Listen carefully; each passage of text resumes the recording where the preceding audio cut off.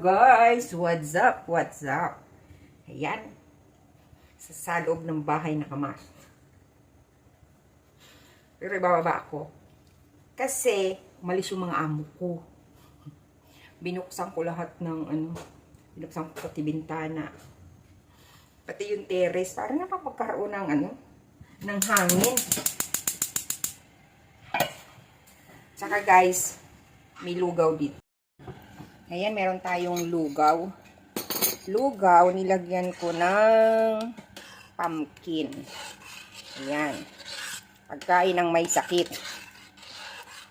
Saka, lalagyan natin ng minced meat. So, yan guys, ang pagkain namin. Pati ako, sinali ko na ang sarili ko.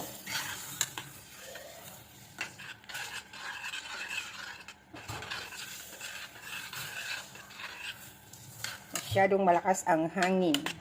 At ituloy yung aking kalanhin na hangin. Oh.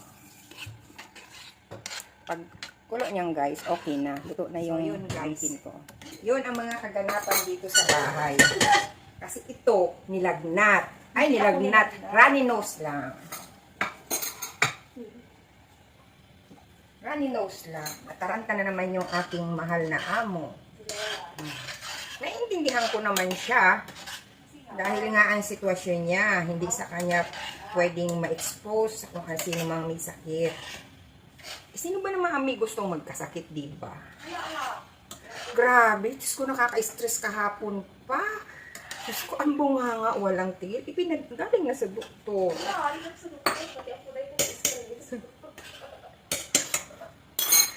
Nasabihan ba naman ako, look, sabi niyang ganun, 13 years old, namatay dahilan lang sa flu. Sabi ko, huwag kang panood ng panood niyan.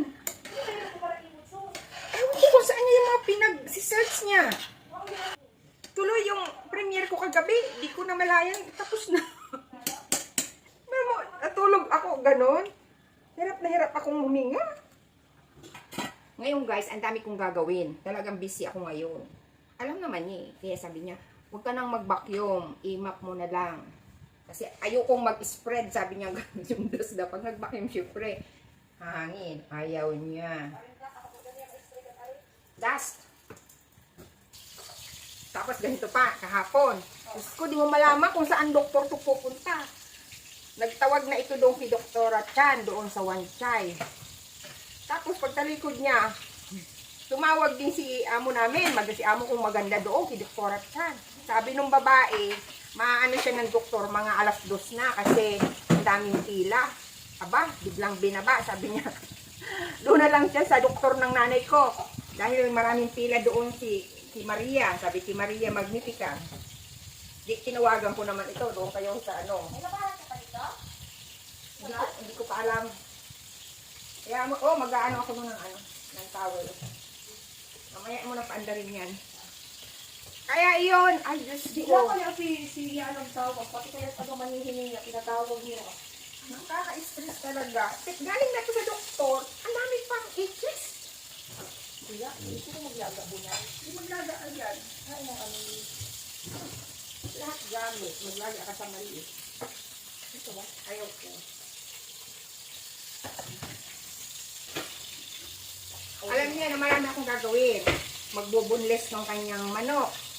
Kasi yung driver, nagdala dito ng organic chicken. Ibubunlis ko yun. Tatanggalan ko ng skin. Pati yung buto. Kasi bunlis nga, no? Tapos magluluto pa ako ng pata. Ano mo po yan, kuya? Chinese nga. Yung nagayan mo dati? Hindi ko na matandaan yung dating sinasabi mo. Tapos mag-listing pa ng fresh abalone. O dilinisin pa. Agul. May ibubunlis pa akong isda. Pagkatapos ibunlis. Hayaan lang dahil yan sa fridge. I-dry. What? Oo, wala itong serve. Hindi naman alam na sinusulo na, hindi naman sumubukin ano. Dahil nakapakapok yung sa kanya sa ulon.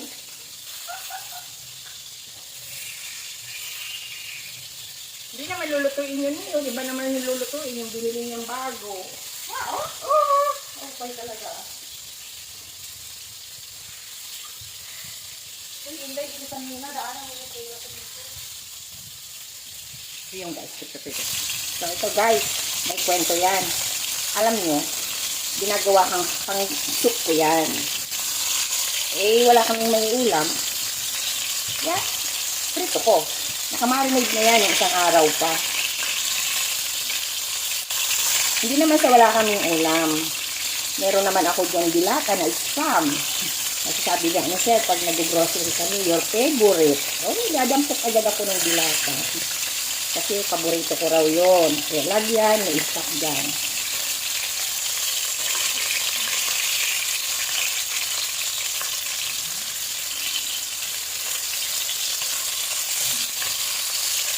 Meron pang mas maliit dyan, guys. Takpan ko. Tama. Bulaga! Kala nyo, ah.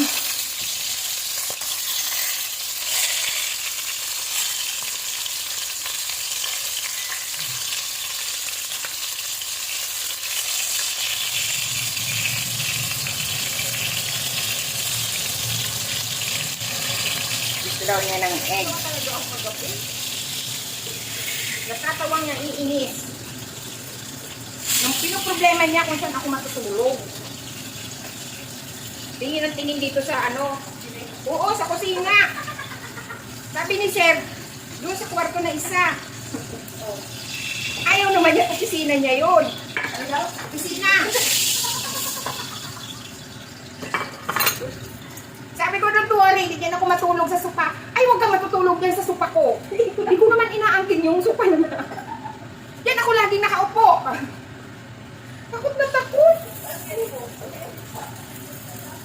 Huwag kang uupo dyan sa sopa ko. Naalala ko tuloy. Si ako. Si ako yan. Hindi.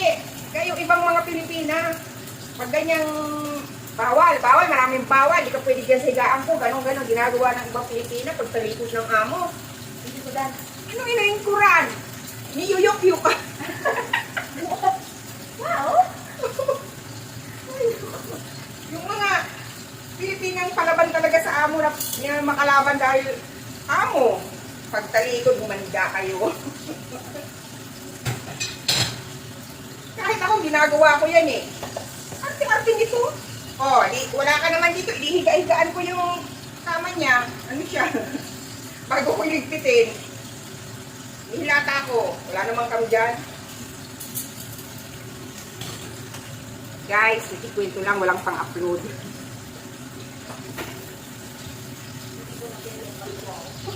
Alam nyo guys, itong islang ito, yung dilaw tayo lumalaki. Itong maliliit, galing dagat talaga yan. Ang ginagawa ni Sir dati, bumibili siya yan. Pinapaalis sa akin yung ano, yung tinik, tapos pinafry, deep fry. Ano ba tawag doon? Yung parang Japanese style. Ano ba yun? Tempura, yun. Eh ngayon, bumili siya. Sabi niya, pansabaw daw. Paulan ng sila. Di ang katulong mautak. Pansabaw. Marami naman akong pansabaw dyan. Meron pang ano, salmon bon. O, ginagawang soup yan yun. May isa pang supot ng isda na pangsabaw na binakal namin sa market.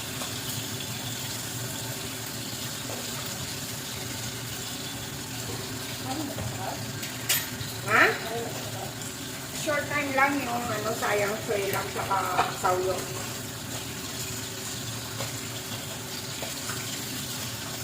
Hindi naman sila magtatagal sa labas dahil may massage sila. Nakain lang sa labas tapos magpapagupit yung si amo kong babae. Wala na ba po? Dahil po kami.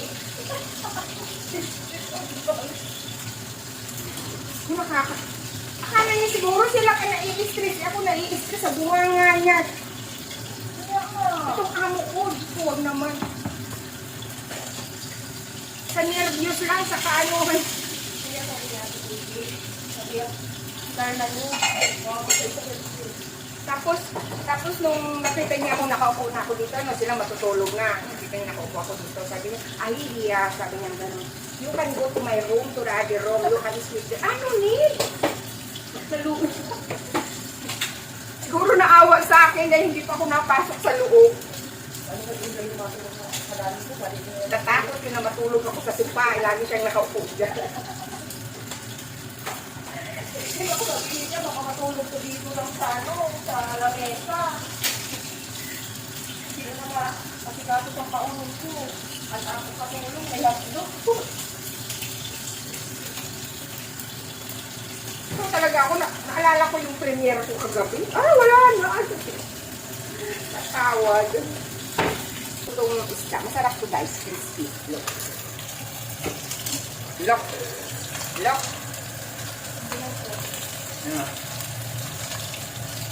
Diba? Diba? Pasensya na kayo sa akin. Hindi nga ako nakakaano sa mga naka-live. Nakasupport man ako. Nakatambay lang. Dut-dut, talikod na naman.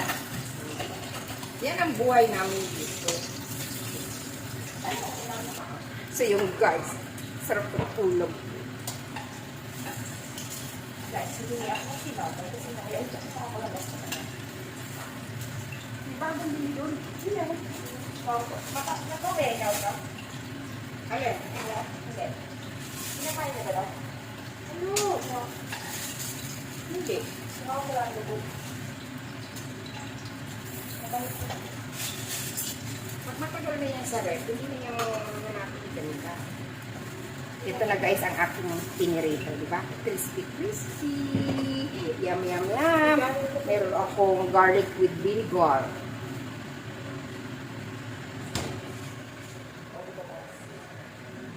Pagkain na ako. Oh, andito ang aking pinalansya.